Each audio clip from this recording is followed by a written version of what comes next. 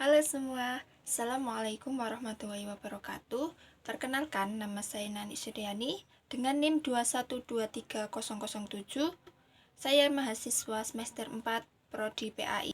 Di sini saya akan menjelaskan sedikit mengenai proses perkembangan dan hubungan dengan proses belajar. Yang pertama yaitu ada pengertian perkembangan. Perkembangan merupakan proses perubahan yang dialami individu atau organisme menuju tingkat kedewasaan yang mencakup pada proses perubahan fisik, psikis atau perilaku dari lahir hingga mati secara sistematis, progresif, dan berkesinambungan.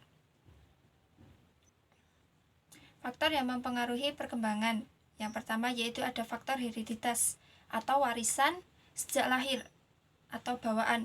Yang kedua yaitu ada faktor lingkungan, di mana lingkungan juga mempengaruhi dalam proses perkembangan. Lingkungan yang menguntungkan itu akan menghasilkan proses perkembangan yang baik. Begitu juga sebaliknya, lingkungan itu merugikan, maka proses perkembangan juga akan tidak maksimal. Yang ketiga yaitu ada kematangan fungsi-fungsi organis dan psikis.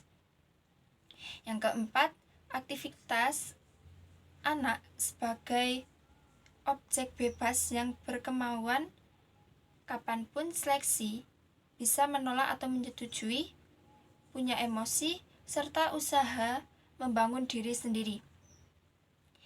Yang kelima ada faktor ketentuan Tuhan atau takdir ilahi, di mana itu sudah tidak bisa dirubah karena sudah menjadi ketentuan dari Allah Subhanahu wa Ta'ala. Ada beberapa pendapat dari para ahli mengenai beberapa faktor yang mempengaruhi dalam proses perkembangan siswa. Yang pertama yaitu ada aliran nativisme.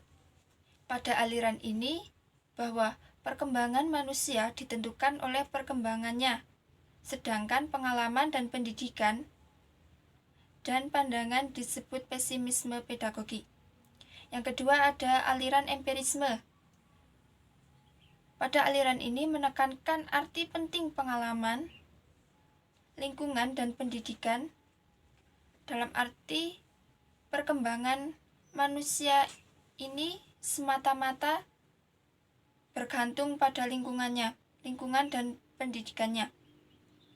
Sedangkan bakat dari bawaan sejak lahir dianggap tidak mempengaruhi. Yang ketiga ada aliran konvergensi, yaitu gabungan antara dua aliran, yaitu aliran nativisme dan aliran empirisme. Aliran ini menggabungkan arti penting hereditas atau pembawaan dan lingkungannya sebagai faktor-faktor yang mempengaruhi dalam perkembangan manusia. Dan selanjutnya yaitu ada proses perkembangan siswa. Dalam proses perkembangan siswa ini dibagi menjadi 3 poin. Yang pertama, ada perkembangan motor, yakni proses perkembangan yang progresif dan berkesinambungan dengan perolehan aneka ragam keterampilan fisik anak atau motor skill. Yang kedua yaitu ada perkembangan kognitif, yaitu perkembangan fungsi intelektual atau proses perkembangan kemampuan atau kecerdasan pada otak anak. Yang ketiga ada sosial dan moral, proses perkembangan mental yang berhubungan dengan perilaku cara anak dalam berkomunikasi dengan objek lingkungannya, baik secara individu maupun kelompok. Selanjutnya yaitu ada tugas perkembangan. Tugas perkembangan itu dibagi menjadi 7 fase. Yang pertama yaitu fase perkembangan bayi, yaitu pada usia 1-12 bulan. Yang kedua yaitu fase kanak-kanak awal, dimulai usia 2-5 tahun. Selanjutnya yaitu fase kanak-kanak akhir dan anak-anak, dimulai pada usia 6-12 tahun. Selanjutnya yaitu fase remaja, dimulai pada usia 12-22 tahun pada wanita dan 13-22 tahun pada laki-laki. Selanjutnya yaitu fase dewasa awal, dimulai sejak 21 sampai 40 tahun. Selanjutnya fase setengah baya, dimulai sejak 40 sampai 60 tahun.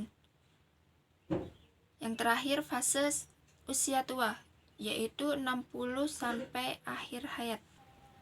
Demikian yang bisa saya sampaikan, kurang lebihnya saya mohon maaf apabila terdapat kesalahan kata, perbuatan atau sikap saya. Saya akhiri, wassalamualaikum warahmatullahi wabarakatuh.